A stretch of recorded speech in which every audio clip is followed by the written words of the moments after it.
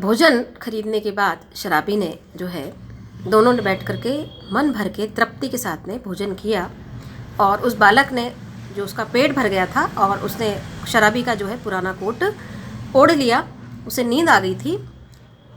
अब देखिए कि शराबी जो है सोचने लगा, सोचा था कि आज 7 दिन बाद में जो है भरपेट जो है शराब पीऊँगा, और लेकिन ये रोता हुआ पाजी पता नहीं कहाँ से आ गया और जाने कहाँ से आधम का। वो अब मन ही मन सोच रहा है, बच्चा तो सो गया है। एक चिंतापूर्ण आलोक में आज पहली पहल शराबी ने आँख खोलकर कोठरी में बिखरी हुई दारिद्र्य की विभूति को, मतलब इससे पूर्व तो उसको कोई मतलब ही नहीं था कोठरी में क्या हो रहा है, गंदगी पड़ी है। तो दारिद्र्य की जो दरिद्रता जो चारों तरफ फैली हुई थी, उसकी जो है एक प्रकार से लापरवाह स्वभाव के कारण, लापरवाही के कारण, क्योंकि उसको कोई चिंता तो थी नहीं, कोई जिम्मेदारी का एहसास नहीं था इस कारण से। और उसने देखा घुटनों से ठुड्डी लगाए हुए निरी बालक की। उसने तिलमिलाकर प्रश्न किया, किसने ऐसे सुकुमार को फूल को कष्ट देने के लिए निर्दयता की सृष्टि की, मतलब किसने इस बेचारे इतने मासूम से बच्चों को इतना कष्ट दिया, क्यों इसकी सृष्टि की, इसका पालन पोषण करने वाला कोई नहीं है, कितना मासूम, कितना मासूम जो इसका चेहरा है, आहारी नियति। तब इसको लेकर मुद्दे पर घर बारी बनना पड़ेगा क्या? तो हो सकता है कि भाई जब इसका कोई नहीं है, जब मैंने इसको लेकर के आया हूँ तो जिम्मेदारी मुझे, मतलब इसको लेकर के जो मुझे अब क्या घर बारी बनना पड़ेगा? वो अपने आप से प्रश्न कर रहा है उस बच्चे को लेकर के। इसको बड़ी चिंता हुई है, इसको खिला पिला के सुला तो दिया है, लेकिन उसको आगे का भविष्य अब सोचने लगा कि भाई आगे हम क्या करेंगे, इस बच्चे के साथ में मैं क्या करूँगा। दुर्भाग्य जिससे मैंने कभी सोचा भी न था, मेरी इतनी माया ममता जिस पर आज तक केवल बोतल का ही, मतलब जो सारी माया ममता किसका अधिकार था उसके ऊपर, वो कहता है कि केवल बोतल का अधिकार था। उस पर अधिकार किसने जमा लिया? इस बालक, इस मासूमियत ने मतलब जमा लिया। उसका पक्ष क्यों नहीं लगी? इस छोटे से पाजी ने मेरे जीवन के लिए कौन सा इंद्रजाल रचने का बीड़ा उठाया। मतलब हो सकता है जीवन का एक दिशा ही परिवर्तित होगी उस बालक के आने से, वो कहता है, क्योंकि वो उसका प्रेरणा स्रोत था। जो कर्म पथ पर अग्रसर होने के लिए उसने उसको प्रेरित कर दिया था। उसके मन में जो सोया हुआ जो था एक भाव था, संवेदना थी, उसको जगा दी थी कि भाई कम से कम उसको इस बालक के लालन पालन के लिए, पालन पोषण के लिए कम से घर बारी बनना पड़ेगा, जिम्मेदारी। क्योंकि घर गृहस्थी होती है तो वहाँ मतलब होता है जिम्मेदारी का भाव, मतलब सारी जिम्मेदारी, उसका भोजन का इंतज़ाम करने पड़ेगा, उसका रहने का, उसकी समस्या का समाधान करना पड़ेगा, उसको क्या परेशानी है उसको देखना पड़ेगा। घर में जब कोई होता है तो परिवार का मतलब ही यही होता है। तो कहता है मुझे घर बारी बनना पड़ेगा, ये सवाल उसके मन में। तो कहता है कि किसने, नियति ने ऐसे क्यों इसकी सृष्टि की, और बोलता है ऐसा कौन सा इंद्रजाल मुझे बीड़ा उठाया है, तब मैं क्या करूं, कोई काम करूं, कैसे दोनों का पेट चलेगा, नहीं तो भगा दूंगा इसे। आँख तो खोले, कहता कोई बात नहीं, भगा दूंगा मैं तो इसे, आज मैंने इसको खिला पिला दिया। ये सोच करके वो शराबी, बहुत सारा उसके मन में अंतर्द्वंद उठ रहा था। बालक अंगड़ाई ले रहा था, वो उठ बैठा। शराबी ने कहा, ले उठ खा ले, अभी रात का बचा हुआ है, अपनी रात देख, तेरा क्या नाम है? बालक ने सहज हंसी से कहा, मधुआ। भला हाथ मुँह भी ना धोऊं, खाने लगूँ? जाऊँगा कहाँ? उसने कहा, भाई उठते से मैं खाने लग जाऊँ, और मैं जाऊँगा कहाँ? तुम मुझे जाने के लिए कह रहे हो? क्या बताऊं इसे, कहाँ चला जाए, कह दूँ भाड़ में जा, किंतु आज तक दुख की भट्टी में ही तो जलता रहा है।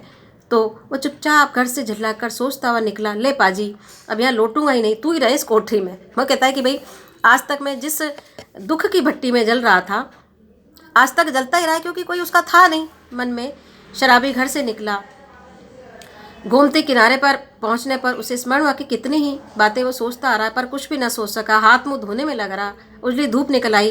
वो चुपचाप गोमती की धारा को देख रहा था। धूप की गर्मी से सूखी होकर वो चिंता भुलाने का प्रश्न कर रहा था, मतलब अपने मन में जो चिंताएं थी उसको भुलाने का प्रश्न कर रहा था गोमती ने। लेकिन उसके मन से वो बालक का चेहरा, मासूम चेहरा जो है, ओझल नहीं हुआ। उसने कहा, जरूर अब तो उसकी जिम्मेदारी का निर्वहन मुझे करना ही पड़ेगा, क्योंकि उसका जो मासूम चेहरा था रह रह करके उसके ऊपर जो है हावी हो रहा था, उसके मन पर अधिकार जमा रहा था। शराब वहाँ से हटने लगी थी, एकमात्र जो शराब का अधिकार था वो अधिकार समाप्त होने लगा था। ये चमत्कार, मतलब वो प्रेरणा उसको कहाँ से मिली? उसके जीवन का जो एक जो निरुद्देश्य जीवन वो जी रहा था, इधर उधर भटक करके समय व्यतीत कर रहा था, कोई जिम्मेदारी का एहसास नहीं था। लेकिन उस बालक के आने से उसकी घर गृहस्थी के बारे में वो सोचने लगा, उसको संभालने के बारे में, उसके लालन पालन के बारे में, क्योंकि उसकी जिम्मेदारी तो उसको अब उठानी थी। भले आदमी रहे कहाँ, सालों दिखाई नहीं पड़े, तुमको खोजते खोजते मैं थक गया। मतलब वो सोच रहा था, और धूप की गर्मी में चिंता। तो देखा, शराबी ने चौंक कर देखा, कोई जान पहचान का मालूम होता, पर कौन, वो ठीक से ना जान सा है। उसने कहा, तुम ही से कह रहे हैं, और सुनो, अपनी सांस धरने की कल नहीं सड़क पर फेंक दूंगा। एक ही तो कोठरी है जिसका मैं 2 रुपये देती हूँ, उसमें क्या मुझे अपना कुछ रखने के लिए नहीं है? ओह राम जी, तुम तो भूल गए, मैं भूल गया। चलो आज भी मतलब शान जो उसकी मशीन थी वो रखी हुई थी, कहा तुम अपने लिए आओ, शराबी की थी, पहले वो काम अच्छी रही, उसी को बेचकर कुछ दिन काम चलेगा। गोमती नहाकर राम जी के पास अपने घर पहुंचा। शराबी को कल देते हुए उसने कहा, ले जाओ, किसी तरह मेरा इससे पिंड छूटे, मतलब कि भाई मुझे इससे मुक्ति मिले। बहुत दिनों बाद आज उसको कल ढूंढना पड़ा। वो जो मशीन थी, किसी तरह कोठरी में पहुंचकर उसने देखा बालक बैठा है। बड़बड़ाते हुए उसने पूछा, क्यों रे, तूने कुछ खा लिया? भरपेट खा चुका हूँ, वो देखो तुम्हारे लिए भी रख दिया है, बालक ने कहा। कहकर उसने अपने स्वाभाविक मधुर हंसी से रूखी कोठरी को क्या कर दिया, एक प्रकार से तर कर दिया। ऐसा लगा एक हंसी सी पूरे उस उदास वातावरण में, उस कोठरी में उसके बालक आने से रौनक हो गई थी, और वो एक हंसी वहाँ पर तैरने लगी उस बालक की। मतलब एक अच्छा वातावरण वहाँ पर एक निर्मित हो गया था उस बालक के आने से। ये भाग्य का संकेत नहीं तो क्या है? चलूँ फिर शान देने का काम करता चलूँ, दोनों का पेट भरेगा। वही पुराना चरखा सिर पड़ा, और नहीं तो दो बातें किस्सा कहानी सुनाते इधर कहकर उसका अपना जो है काम चला लेता था। पर अब बिना कुछ किए घर पर नहीं चलने का। जल पीकर बोला, क्यों रे मधुआ, अब तू कहाँ जाएगा? कहाँ नहीं, कहीं नहीं। ये लो, तो फिर क्या यहाँ जमा गड़ी है कि खोद खोद करके मिठाई खिलाता रहूँगा? उससे बोला वो मधुआ से।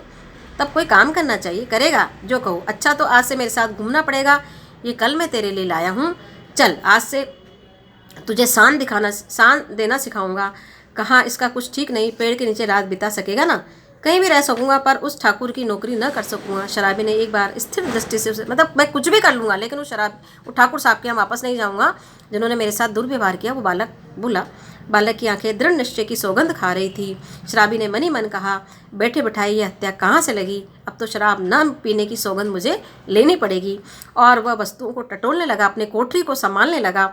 एक गट्ठर और दूसरा कल, दो बोझ, तू किसे उठाएगा? जिसे कहो। अच्छा तेरा बाप जो मुझे पकड़े तो? कोई न पकड़ेगा। चलो मेरे बाप कभी मर गए, सब मर गए, मतलब उसके कोई नहीं था। शराबी आश्चर्य से उसका मुंह देखता हुआ कल उठाकर खड़ा हो गया। बालक ने गठरी उठला दी और दोनों कोठरी छोड़ करके चल पड़े, और कहानी यहाँ खत्म हो गई। इसका मतलब यह है कि कहानी की मूल जो संवेदना है इस पर आधारित है कि व्यक्ति को कहीं से भी प्रेरणा मिल सकती है, और किसी भी प्रेरणा के आधार पर वो कर्म पथ पर अग्रसर हो सकता है। यहाँ पर एक शराबी जो बिल्कुल, जिसके पर कोई जिम्मेदारी नहीं थी, कुछ नहीं, वो अपना समय यूँ ही व्यतीत कर रहा था, मन में कोई उमंग नहीं थी, लेकिन उस बालक के आने से एक घर गृहस्थी किस प्रकार से एक मानव के मन में जो है एक संतुष्टि का भाव, एक आशा का भाव, एक खुशी और आनंद का संचार करती है, ये सारा कुछ हमें उनके संवादों के माध्यम से, शराबी और मधुआ के, क्योंकि उसको ठाकुर साहब के यहाँ से तो भगा दिया था बालक को दुर्व्यवहार से, और उसकी जिम्मेदारी किसने ले ली थी? मधुआ ने ले ली थी। तो इस प्रकार से कहानी अति विशिष्ट कहानी है।